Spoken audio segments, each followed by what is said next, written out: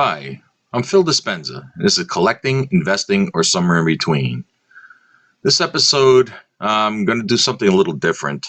Um, I'm starting the Silver Age, but instead of just like jumping into all the comic books, I'm going to do an introduction video just to give you a little history behind the Silver Age and, you know, the different companies and genres and stuff.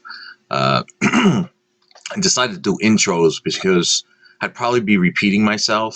I chose this period of time to start separating, making shorter videos. The Golden Age lasted almost 3 hours, three-part video, about an hour each. So I'm going to try to condense that a little bit per episode. So there's going to be a lot more parts of the Silver Age. So I'm starting with an intro.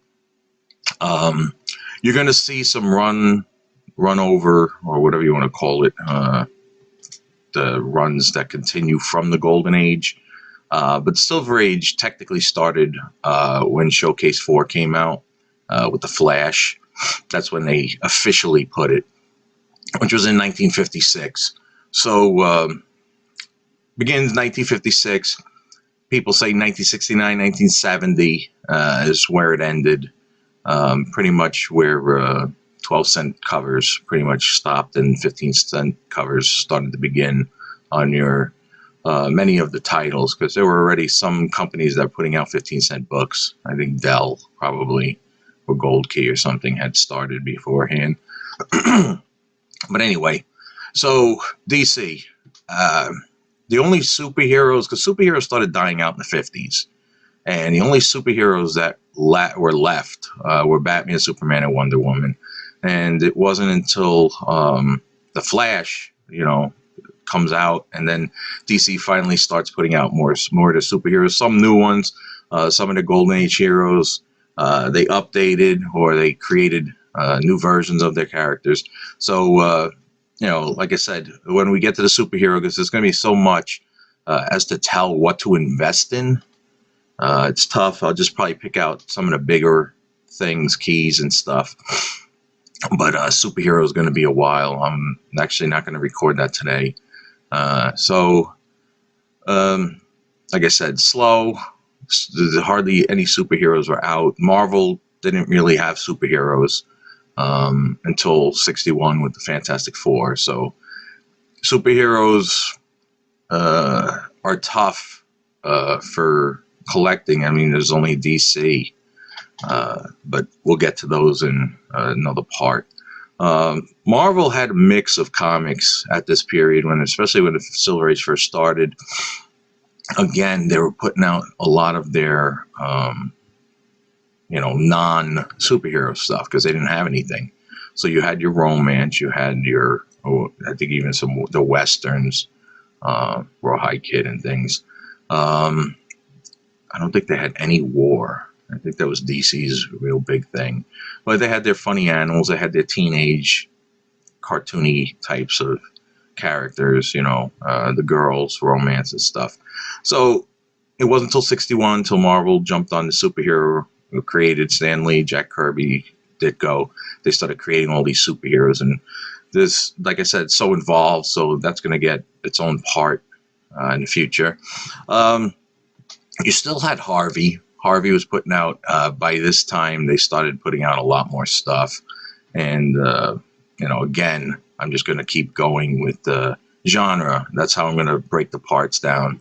I don't know if I'm going to create a specific episode part for creators. I might just incorporate them in the genres. Who else is there? Dell, Gold Key. What you're going to notice with Dell and Gold Key, it's like warm. My head is like bothering me. You're going to notice with Dell and Gold Key, they got into painted covers, and they had genre all over the place. So with 4-Color, you had everything going on. You had the television movies, the cartoons, the funny animals. It was just like crazy. And Gold Key, again, they started picking up after Dell. I think Dell ran into Gold Key. Gold Key took over many of the Dell titles. And yeah, I'm going to show you some good stuff. Well, I consider good stuff that started in the 60s. But the painted covers, I mean, the phenomenal artwork. And so we'll get to those in a little bit. Charlton started picking up big time with the Silver Age. There's a lot of Charlton books. And again, it's going to run into the Bronze Age. So when I do a Bronze Age introduction, I'm going to just reference Silver Age. But, there were few books Charlton had in the Golden Age. There weren't too many, especially that would run into the Silver Age. The titles continue to numbering. I mentioned ACG. I have a good sample here for my first part, which is going to be horror. Again,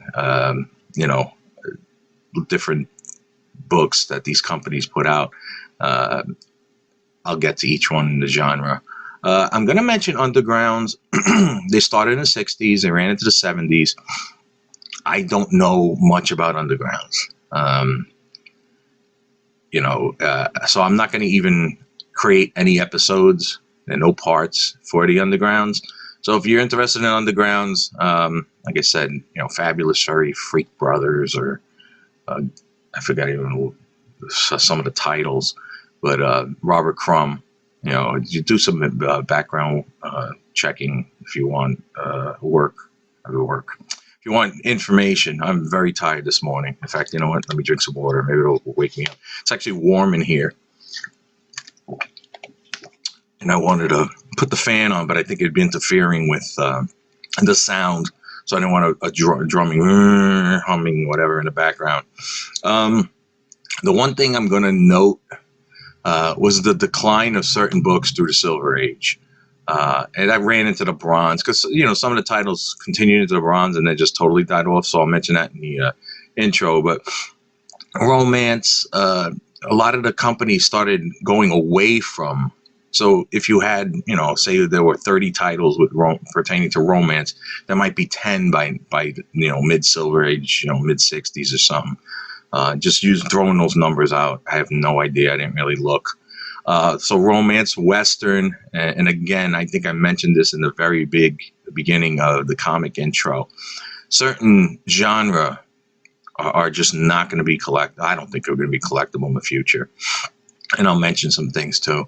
The funny animals, your main character cartoons, which I'll get into that part. We're still there, but a lot of these, Marvel, DC, they were putting out these types of genre and then either stopped it or cut it down big time.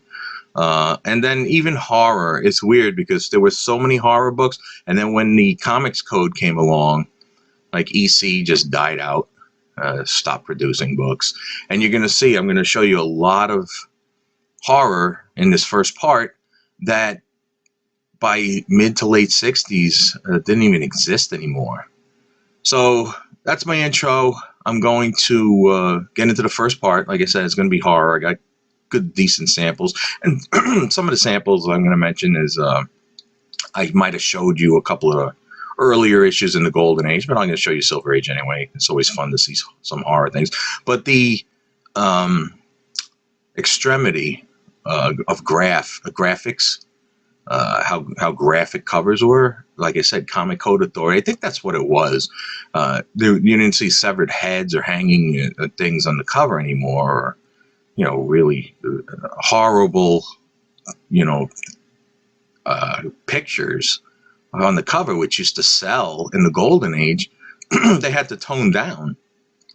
So maybe that's part of the reason why these titles, or a lot of these titles pretty much ended. So anyway, let me get into the horror. And like I said, I hate this. Like, subscribe, share, whatever. I always say tell your friends, word of mouth, and we'll get going. All right.